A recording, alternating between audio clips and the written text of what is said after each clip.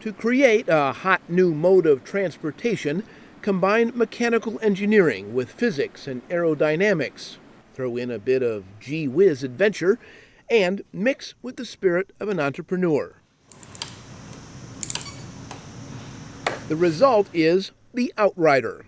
It's a pedal-electric recumbent that blurs the line between pedal and electric power.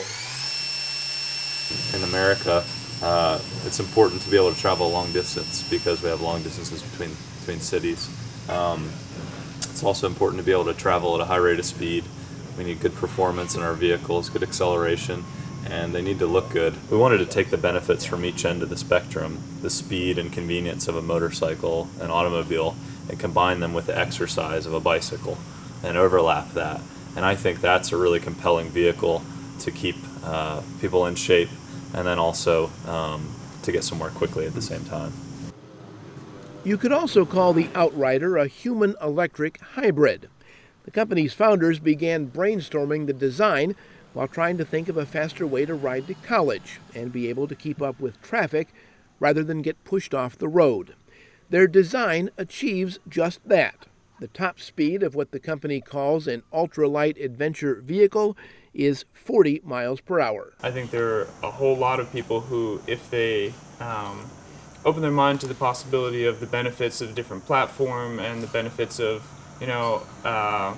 unique combinations of energy sources, human power, electric power, I think they would have a whole heck of a lot of fun. So the Outrider uses two wheels up front and one in the back, and there's a number of reasons why we chose this layout. One of the primary reasons is aerodynamics. A regular bike, when you're riding down the road, your chest is up in the air and you're kind of pushing your whole body through the wind. With the Outrider, you're sitting low and reclined. You're punching a lot smaller hole through the air with the Outrider. So that means that on battery power or human power, you can go faster and further with less energy. You can put your feet out on the pedals. One thing you want to make sure is you keep your feet on the pedals. You never want to let them drop while you're riding. Okay? In your right hand is your pedaling. So you have the bottom half of that is going to twist. So you have 1 through 9 gears.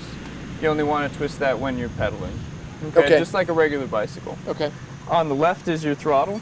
And like we talked about, it's only going to engage once you've pedaled to 4 miles per hour. So that's the safety. So just how does an Outrider handle? Well, not far from Asheville, North Carolina, in the town of Fletcher, at the Outrider Garage, Jesse gave me a quick lesson before letting me take a vehicle for a spin. Pedaling a recumbent takes a bit of getting used to because you are riding much lower to the ground. However, it is not as taxing on the back as a traditional bicycle, and your field of view is much wider. Okay, and now we'll be pedaling. We should be above 4 miles per hour here. You can twist the throttle. A slight twist of the left hand turns on the throttle, and suddenly the Outrider is accelerating. It is smooth and easy. Ease the throttle back, the Outrider slows down. The brakes are independent. Squeeze the left brake to slow the left wheel, squeeze the right to slow the right. Turning is push-pull. I found the vehicle pretty responsive. The designers say the secret lies in aligning the motor, the belts and gears to increase torque, which is a measure of how much a force acting on an object causes that object to rotate.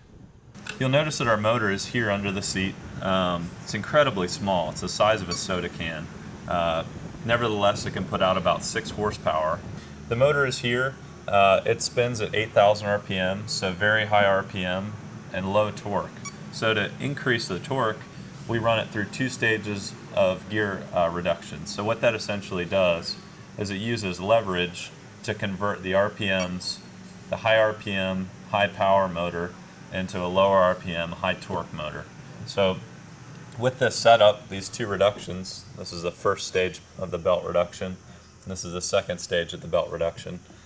The torque increases, and we can get the performance of a much larger motor out of a smaller, more lightweight motor.